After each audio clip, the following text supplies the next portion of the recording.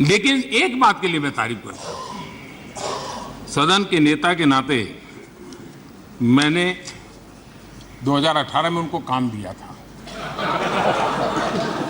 कि 2023 में आप अविश्वास प्रस्ताव लेकर, और मेरी बात मानी उन्होंने।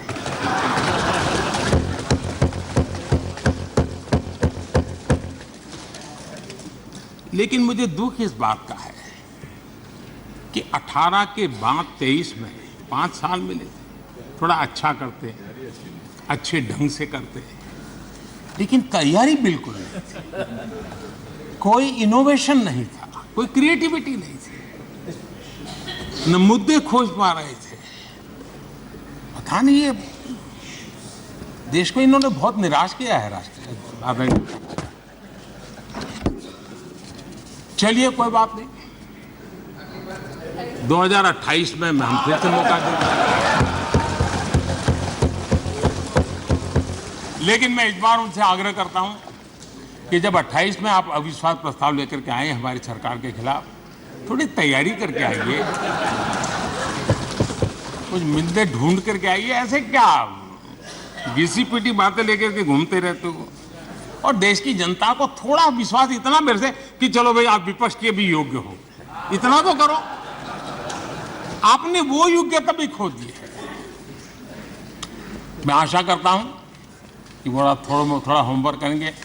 तू मैं और चिल्लाना, चिखना, नारेबाजी करना, उसके लिए तो 10 लोग मिल जाएंगे उनको, लेकिन थोड़ा दिमाग वाला भी काम कीजिए ना।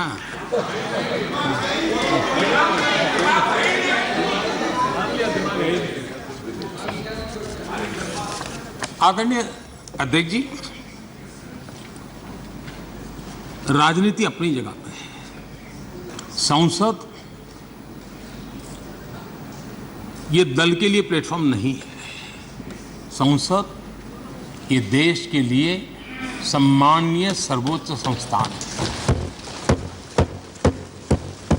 और इसलिए सांसदों के लिए भी इसके प्रति गंभीरता होना बहुत जरूरी है। देश इतने संसाधन लगा रहा है, देश के गरीब के हक का यहां खर्च किया जाता है, यहां का पल पल का उपयोग देश के लिए होना चाहिए, लेकिन ये गंभीरता विपक्ष के पास नजर नहीं आ रही है। इसलिए अध्यक्ष जी, ये राजनीति ऐसी तो नहीं हो सकती, चलो खाली है जरा संसद घुमाते हैं, इसलिए संसद है क्या? ये तरीका होता है क्या? आदरणीय अध्यक्ष जी, ये चलो संसद घुमाते भावना से राजनीति तो चल सकती है, देश नहीं चल सकता है। यहां देश चलाने के लिए हमें काम दिया है, और इसलिए उस जिम्मेवारी को अगर पूरा नहीं करते हैं तो हम जनता जनार्दन का, अपने मतदाताओं का विश्वासघात करते हैं, और इन्होंने विश्वासघात किया है। आदरणीय अध्यक्ष जी, मेरा इस देश की जनता पर अटूट विश्वास है, अपार विश्वास। और मैं अध्यक्ष जी विश्वास से कहता हूं कि हमारे देश के लोग एक प्रकार से अखंड विश्वासी लोग हैं। 1000 साल की गुलामी के कालखंड में भी उनके भीतर के विश्वास को कभी उन्होंने हिलने नहीं दिया था।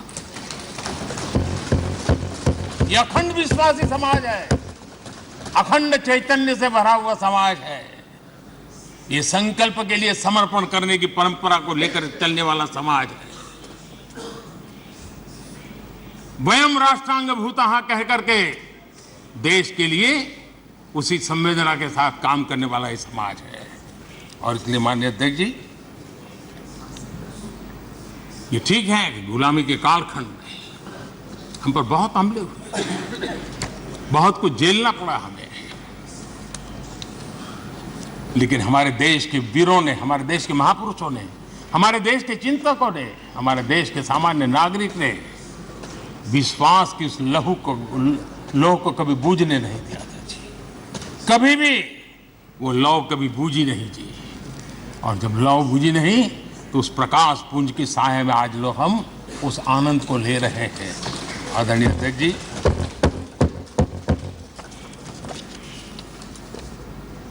बीते 9 वर्षों में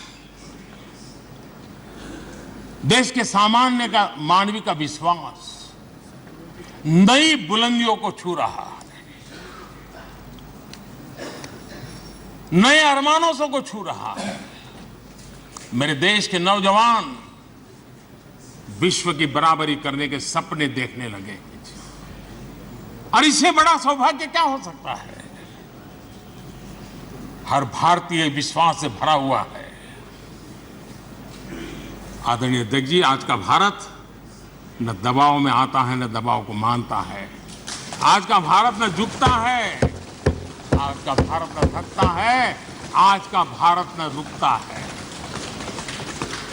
उस समृद्ध विरासत विश्वास लेकर के, संकल्प लेकर के चली है। और यही कारण है जब देश का सामान्य मानवीय देश पर विश्वास करने लगता है तो दुनिया को भी हिंदुस्तान पर विश्वास करने के लिए प्रेरित करता है। आज जो भी दुनिया का विश्वास भारत के प्रति बना है उसका एक कारण भारत के लोगों का खुद पर विश्वास बढ़ा। यह सामर्थ्य है। कृपा करके इस विश्वास को तोड़ने की कोशिश मत कीजिए। मौका आया है देश को आगे ले जाने का। समझ नहीं सकते तो चुप रहो, इंतजार करो, लेकिन देश के विश्वास को विश्वासघात कर करके तोड़ने की कोशिश मत करो। आदरणीय अध्यक्ष जी,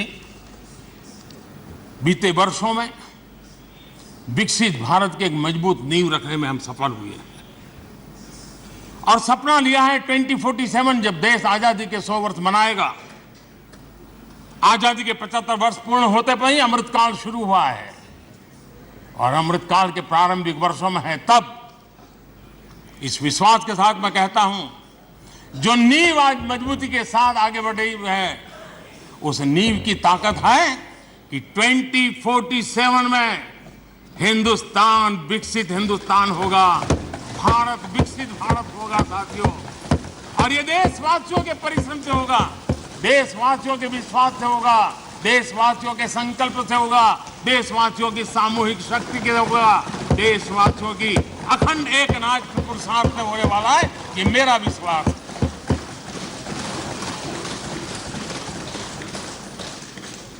आदरणीय अध्यक्ष जी,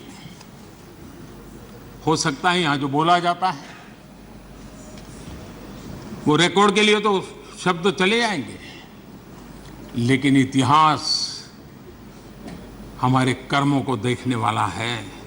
जिन कर्मों से एक समृद्ध भारत का सपना साकार करने के लिए मजबूत नींव का कालखंड रहा है, उस रूप में देखा जाएगा।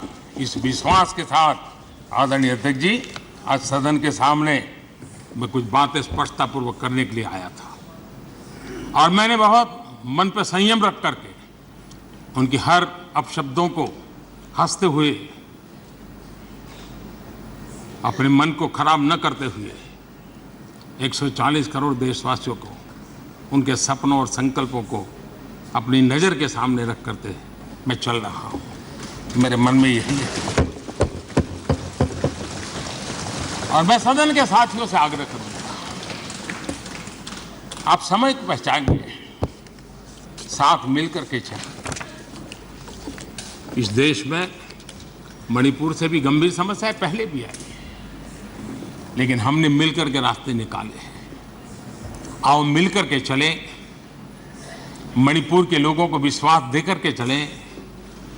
राजनीति के खेल करने के लिए मणिपुर की भूमि का कम से कम दुरुपयोग न करें।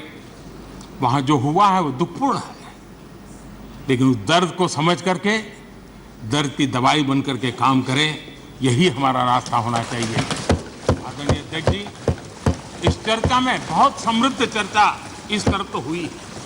एक डेढ़ घंटा विस्तार से सरकार के काम का हिसाब देने का हमें अवसर मिला है और मैं अगर ये प्रस्ताव न आया होता तो शायद हमें भी इतना कुछ कहने का मौका न मिलता। तो फिर एक बार प्रस्ताव लाने वालों का तो मैं आभार व्यक्त करता हूं, लेकिन ये प्रस्ताव देश के विश्वासघात का प्रस्ताव है। ये देश को की जनता अस्वीकार करे ऐसा प्रस्ताव है और इसके साथ मैं फिर एक बार आदरणीय अध्यक्ष जी, आपका हृदय से आभार व्यक्त करते हुए मेरी वाणी को विराम देता हूं। बहुत बहुत धन्यवाद।